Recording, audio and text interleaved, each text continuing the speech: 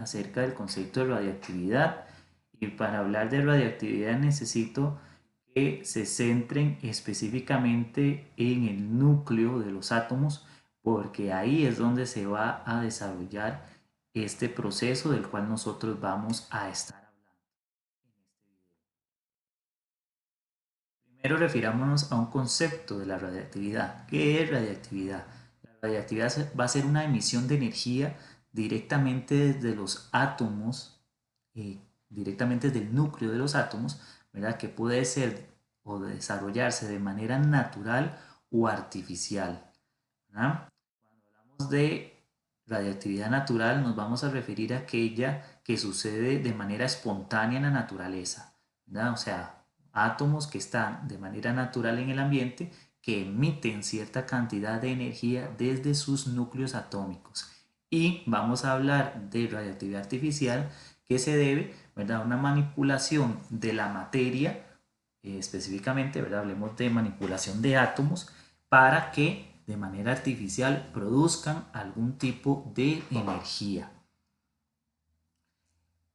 Podemos referirnos a dos manifestaciones de la radiactividad, conocidas también como tipos, ¿verdad? Pero no podemos enredar, digamos, hablar de radiactividad natural y artificial y referirnos a estos como tipos y también referirnos como a tipos la fisión y la fusión nuclear.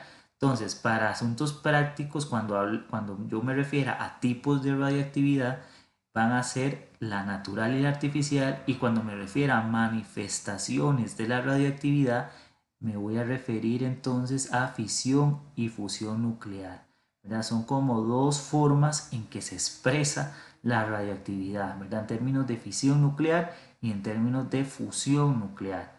Entonces, repito, cuando hable de tipos, ¿verdad?, existen dos tipos de radioactividad, la natural y la artificial. Y cuando me refiero a manifestaciones, vamos a tener estos dos, la fisión y la fusión nuclear. ¿Cuál es la diferencia entre las manifestaciones de la radiactividad? Bueno, la diferencia es, por ejemplo, en la fisión nuclear, vea que fisión se refiere como a fisura. En este proceso, ¿verdad?, los núcleos de los átomos se dividen para producir energía. Pero en la fusión nuclear más bien átomos o núcleos de átomos se fusionan o se juntan y en ese proceso se libera también energía. O sea, cuando hablemos de radiactividad en general vamos a hablar en términos de producción de energía directamente desde el núcleo de los átomos. ¿Puede ser peligrosa la radiactividad? Evidentemente puede ser peligrosa, puede causar mutaciones en los seres vivos, ¿verdad?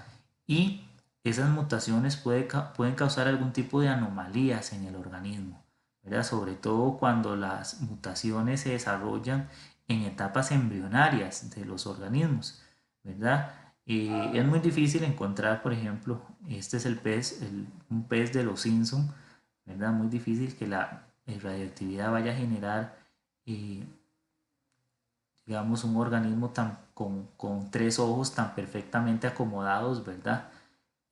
Pero sí puede causar algún tipo de alteraciones donde evidentemente sí sería posible que salga un tercer ojo, ¿verdad? Tal vez no tan acomodado tan correctamente como este, o una tercera extremidad, ¿verdad? O alguna deformación que incluso no le permita nacer al organismo. ¿Quién descubrió la radioactividad? Bueno, la descubrió por accidente este señor Antonio Henry Becquerel, generalmente conocido como Henry Becquerel nada más, ¿verdad? En 1896, y a partir de una roca de uranio, digamos, una estructura como esta, vean, colorida, tiene el elemento uranio en en el mineral, ¿verdad? Los átomos de uranio tienen radiactividad o son radioactivos, ¿verdad?, de forma natural, ¿verdad? Entonces, ¿cómo descubre don Henry este fenómeno de la radiactividad? Bueno, anteriormente las fotografías se tenían que revelar, ¿verdad?, en presencia de luz, ¿verdad? En una cámara de luz se exponía la fotografía tomada que estaba en negro, ¿verdad?, sin revelar, se ponía a la luz un tiempo, ¿verdad?, y posteriormente la fotografía se descubría o se revelaba, ¿verdad? Este señor agarró un conjunto de fotos, ¿verdad? Por accidente las guardó en una gaveta, fotos que no estaban reveladas, le puso un mineral de uranio encima, ¿verdad? De la gaveta, que también guardó el mineral en la misma gaveta, pero la puso sobre las fotografías no reveladas, y al cabo del tiempo, al sacar el mineral, se dio cuenta que la porción del mineral donde se apoyaba en las fotografías, esa porción había quedado revelada, ¿verdad? Eso que le dijo o que le insinuaba a don Henry, le insinuaba que el mineral, ¿verdad?, de uranio emitía cierta energía, ¿verdad? Y eso hizo que se revelara parte de la foto, ¿verdad? Se descubre el fenómeno fuertemente estudiado no solo por Henry Becquerel, ¿verdad?, que está aquí representado en esta fotografía, sino por esta pareja, los esposos Curie, muy famosos, ¿verdad? Sobre todo esta señora, muy famosa. Eh, Ellos trabajan fuertemente en descubrir qué es la radiactividad, lo nombran, son los primeros, digamos, en nombrar el fenómeno como radiactividad. Este la descubre, ¿verdad? Pero ellos nombran la radiactividad como tal y la estudian más a profundidad. Lo que nosotros conocemos como radiactividad, ¿verdad? Vea que ya aquí nos vamos a referir a uno de los tipos, la natural, que es la más común, ¿verdad? Vamos a decir que sucede radiactividad o hay radioactividad en aquellos átomos que superan, digamos, el número atómico 19. Entonces, por ejemplo, si me voy a la tabla periódica, que la tengo aquí, ¿verdad? Fíjense en que ya les he dicho varias veces que los átomos los elementos, ¿verdad?, están acomodados según su número atómico, y que cada uno de los elementos químicos está constituido por un tipo diferente de átomos, ¿verdad? Entonces, aquellos elementos químicos más pequeños son los que tienen las numeraciones más bajas, ¿verdad? Entonces, del número 19 hacia arriba, al ser tan pequeños, ninguno de los átomos de esos elementos presentan radioactividad, pero del 19 para adelante, ¿verdad? Ya hablamos del 20, 21, qué sé yo, 34, 46, 80, son átomos más grandes, son átomos de elementos más grandes. Entonces, eso les va a dar cierta radioactividad. Ya hablamos de elementos radiactivos, ¿verdad? O de átomos de elementos radioactivos que liberan precisamente energía. Y un núcleo va a ser estable, o sea, un núcleo atómico es estable cuando sus fuerzas electrostáticas están equilibradas. ¿Qué quiere decir eso? Cuando el núcleo, vean por ejemplo el núcleo que está aquí atrás, cuando el núcleo es estable, o sea, que tiene una cantidad apropiada de protones, y que esos protones con carga positiva están eh, están alineados o complementados por los electrones de carga negativa. Pero cuando el núcleo se hace muy grande, ¿verdad?, hay cierta inestabilidad en el núcleo, y esa inestabilidad es lo que hace que el núcleo sea radiactivo, o sea, que emita de forma espontánea energía para estabilizarse. Este concepto es importante porque la transmutación va a ser precisamente un proceso mediante el cual, ¿verdad?, el átomo muy masivo, muy grande, con digamos, muchas partículas en el núcleo, va a procurar estabilizarse, liberar cierta energía, y al mismo tiempo, ¿verdad?, puede ser que se desintegre ese núcleo. Si el núcleo se desintegra, se hace o se convierte en núcleos independientes más pequeños. A ese proceso le llamamos transmutación. Repito, la transmutación va a ser precisamente cuando un átomo muy masivo, o sea, con muchas partículas en el núcleo, se desintegra para formar núcleos más pequeños, ¿verdad? ¿Cuáles son eh, átomos o elementos químicos cuyos átomos son radiactivos y sufren procesos de transmutación. Bueno, aquí tenemos unos ejemplos: el magnesio 23, el yodo 125 y el uranio 238. Más adelante en clase podemos retomar clases presenciales qué significan esos números, aunque esos números están relacionados con el número de masa, ¿verdad?, que poseen los eh, estos elementos, que cuando son radioactivos les llamamos radioisótopos. Entonces, si hay una pregunta en el examen, ¿verdad? No es examen de complete, pero imaginemos una pregunta como por ejemplo, mencione 3 tipos de radioisótopos. Estos son radioisótopos: magnesio 23, yodo 125 y uranio 238. ¿Por qué son radioisótopos? Porque son elementos químicos, ¿verdad?, que emiten energía radioactiva desde sus núcleos.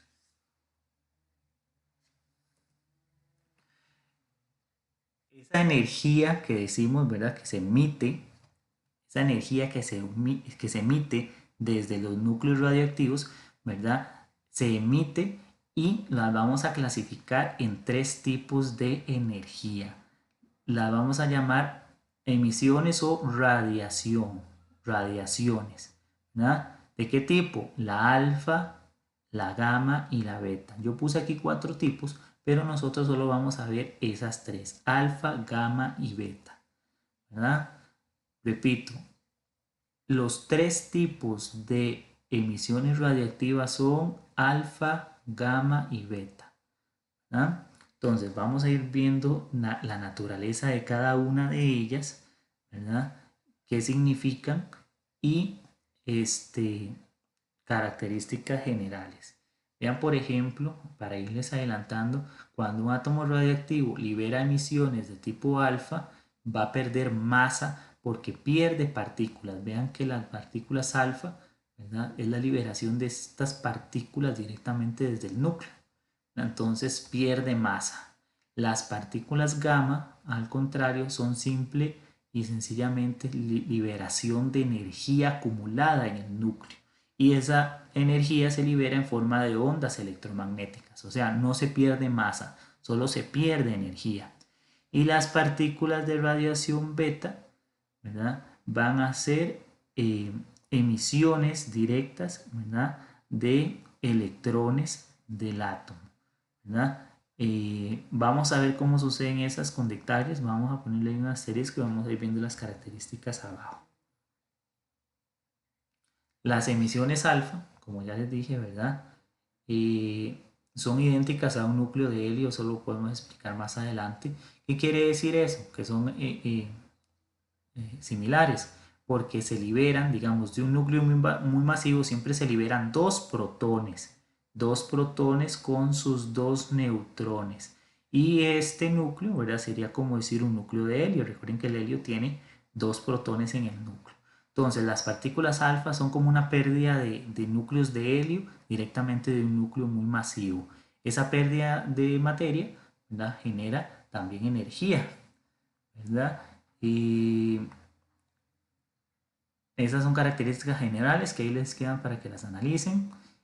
Son peligrosas porque son muy ionizantes, ¿verdad? ¿Qué quiere decir que son muy ionizantes? Que al tener masa golpean, ¿verdad?, fuerte las células o los organismos constituidos por materia orgánica como nosotros, ¿verdad? Entonces daña los tejidos, por decirlo así. Y sin embargo, la ventaja de las partículas alfa es que viajan muy lento en el ambiente y muy pocos centímetros. Entonces, al viajar pocos centímetros, después se desintegran en el ambiente. ¿Cómo se desintegran en el ambiente? Bueno, imagínense, ¿verdad? Se desprenden las partículas alfa. ¿Qué le falta a estas partículas alfa para hacer un átomo de helio? Solo le faltan los electrones. Entonces, las partículas alfas, cuando se liberan, captan electrones del medio y se convierten en el gas helio que conocemos, y ahí queda desintegrada la partícula alfa, ¿verdad?, para convertirse en gas helio.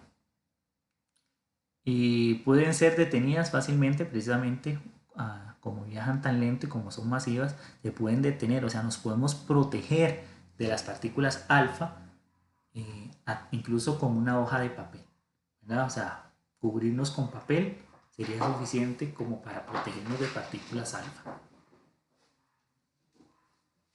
Las partículas beta, ¿verdad? Son de la siguiente forma. Lo que pasa en las partículas beta es que un electrón de alta energía que se forma cuando uno de los neutrones del núcleo, ¿verdad? Digamos que se convierte en un protón. Entonces, esto tiene una naturaleza un poco, digámoslo así, difícil de entender, porque, ojo aquí, los neutrones son carga cero, pero son carga cero porque la partícula como tal, ¿verdad? No tiene polaridad o no tiene, digamos, una parte positiva y una parte negativa. A eso me refiero con polaridad. El asunto es que cuando un neutrón se polariza, ¿verdad? La parte positiva queda en el núcleo, ¿verdad? O sea, cuando el neutrón se polariza, la parte que constituiría el protón, ¿verdad? Quedaría en el núcleo y la parte negativa de ese neutrón se libera en forma de electrón, ¿verdad? Entonces, durante las emisiones beta, los neutrones que están en el núcleo se convierten a protones y liberan electrones, por decirlo así. O sea, una liberación de electrones desde el núcleo, ¿verdad?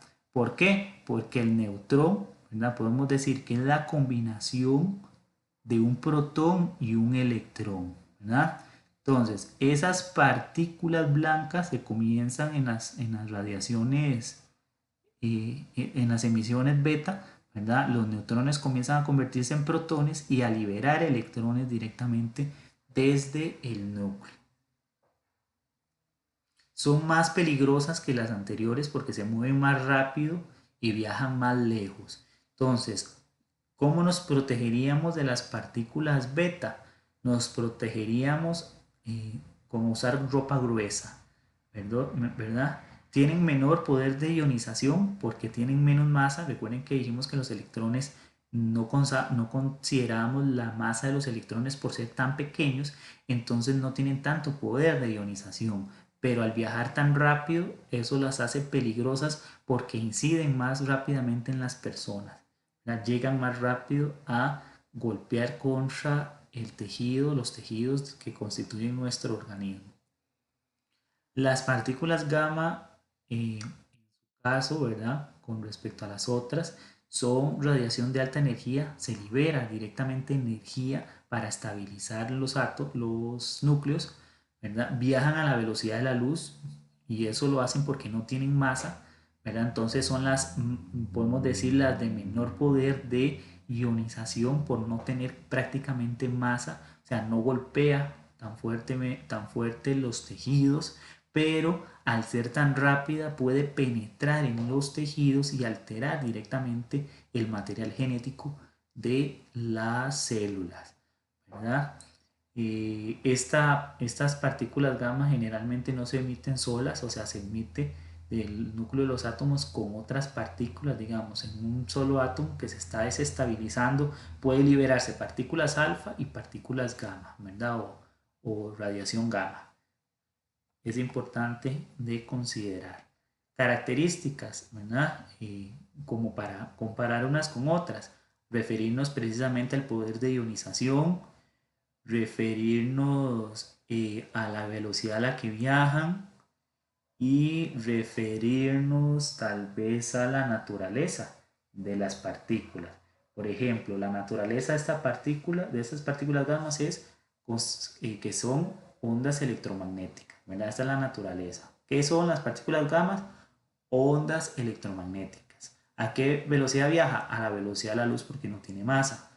¿Cuál es su poder de ionización? El más bajo, precisamente a consecuencia de que no tienen masa, ¿verdad?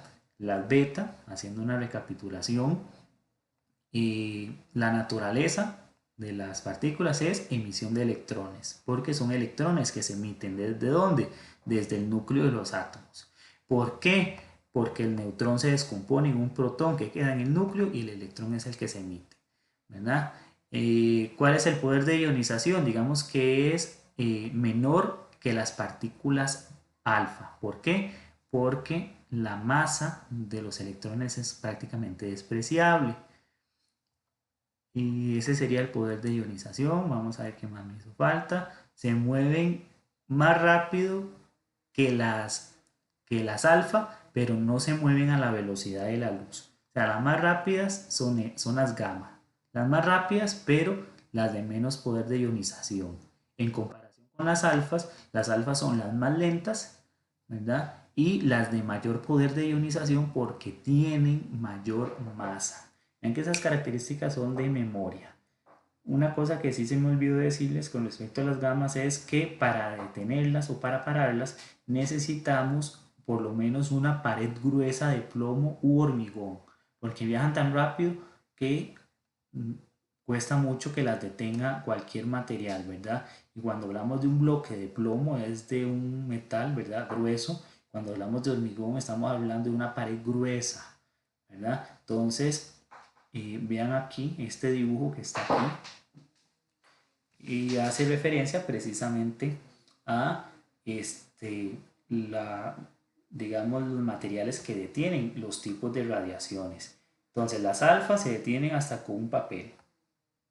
Las betas necesitan por lo menos ropa gruesa o incluso con una pared de aluminio va a ser más, no una pared, porque una pared sería muy, sino un pequeño bloque, una lámina más bien, una lámina de aluminio detiene las betas o ropa gruesa, ¿verdad? Los rayos X son un tipo de, no nos referimos aquí a rayos X como tipo de radiación, ¿verdad? Pero es muy conocido los rayos X, son ondas electromagnéticas igual, que emiten radiación, pero si nos referimos a las gamma, que son ondas electromagnéticas que surgen directamente de los átomos, ¿verdad? Y vean que traspasan la lámina de aluminio y puede ser que si es un bloque de plomo muy delgado, puede ser que lo traspasen, pero en todo caso, si es un buen bloque de plomo, ¿verdad? Las detiene y también las detiene el cemento, el concreto. Una pared gruesa de concreto detiene las partículas gamma.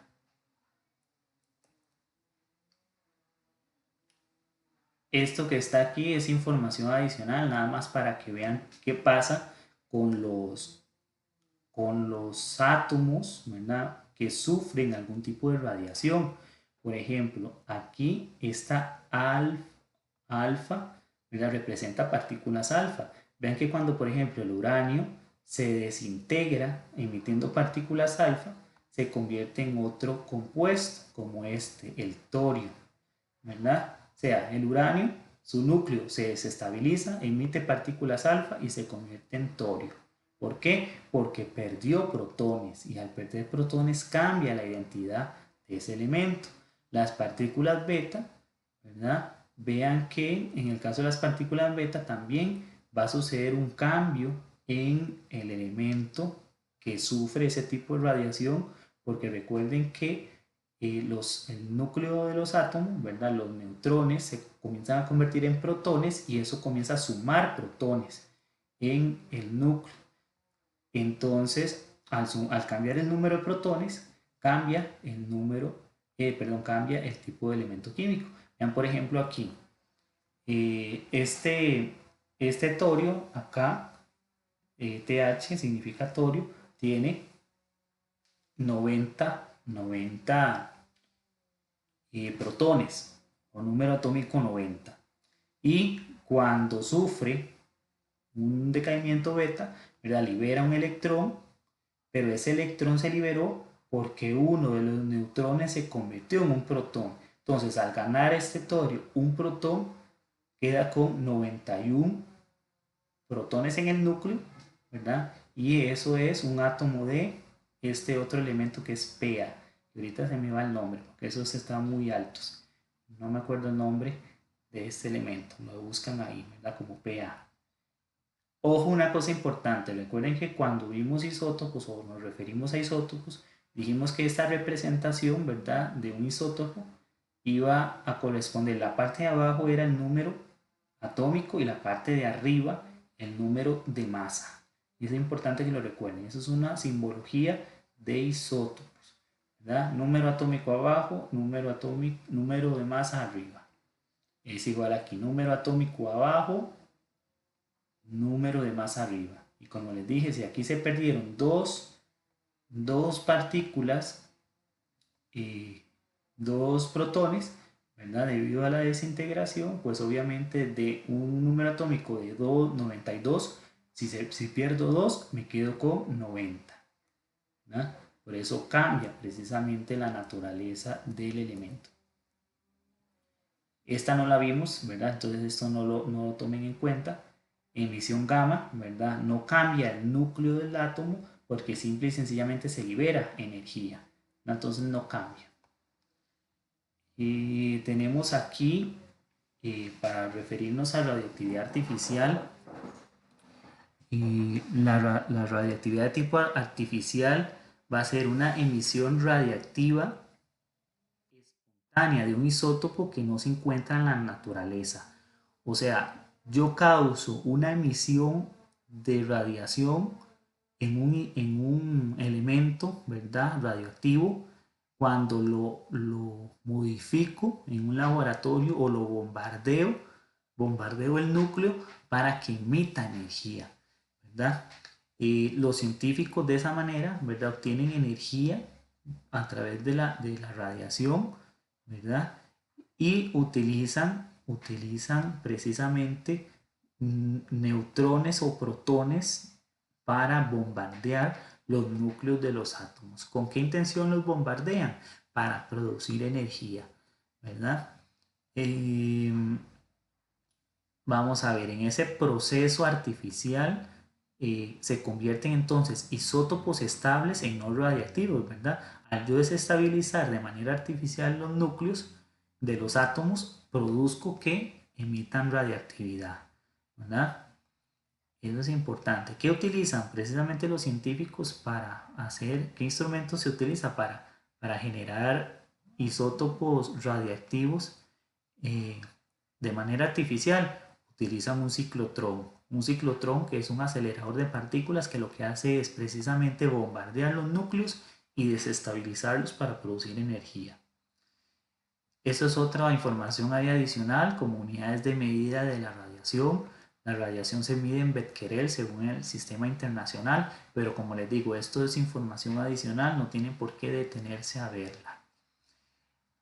Aplicaciones médicas, que lo vamos a retomar en la siguiente clase, es muy teórico, tienen que aprendérsela de memoria. Aplicaciones médicas de los radioisótopos o isótopos radioactivos, ¿verdad? Donde estamos utilizando el principio de la radioactividad para diagnosticar y tratar algún tipo de enfermedad, sobre todo cáncer, ¿verdad? ¿Por qué diagnosticar y tratar? Porque precisamente se utilizan isótopos radioactivos, ¿verdad?, que se inyectan en las personas y esos isótopos viajan hasta la zona donde posiblemente haya cáncer y si hay cáncer, la energía que libera los átomos, ¿verdad?, va a ser absorbida por esas células cancerosas. Entonces se ven en las radiografías, se ve una zona más luminosa, como más abultada cuando se utilizan ese tipo de isótopos radioactivos, ¿verdad? Y eso quiere decir que la persona tiene cáncer, porque las células cancerígenas absorben más esa energía radioactiva. Evidentemente se le inyecta poquito a la persona y esa energía o esa radiación dura poco tiempo en el cuerpo y desaparece. Por eso es que no es peligroso eh, hacerlo, aplicarlo. Obviamente, si se aplica pocas veces, no se puede estar aplicando constantemente porque la persona podría sufrir daños por la radiación. Eso para el diagnóstico, ¿verdad? Y para el tratamiento sería darle a las personas dosis más altas para que esa energía radioactiva se encargue de destruir las células cancerosas, ¿verdad? Obviamente tiene efectos secundarios, porque se utilizan más dosis, una dosis mayor de esos radioisótopos en el cuerpo, pero permite también eh, este, precisamente combatir el cáncer. Otras aplicaciones en la agricultura y mutaciones, ahí la vamos a ver con más tiempo en el transcurso de las clases, ¿verdad? Y ustedes lo pueden leer ahí detenidamente. Lo que quiero es que quedemos aquí en estos dos procesos de la radioactividad. En la próxima clase vamos a retomar lo anterior que les dije de las otras aplicaciones, ¿verdad? De la medicina, agricultura e industria, del uso de radioisótopos, ¿verdad? Tal vez piensen de momento en tener una definición clara de qué es un isótopo y qué es un radioisótopo, cuál es la diferencia, y vendremos en la siguiente clase a hablar acerca de estos dos procesos de la radioactividad, la fisión nuclear y la fusión nuclear. Muchas gracias por la atención.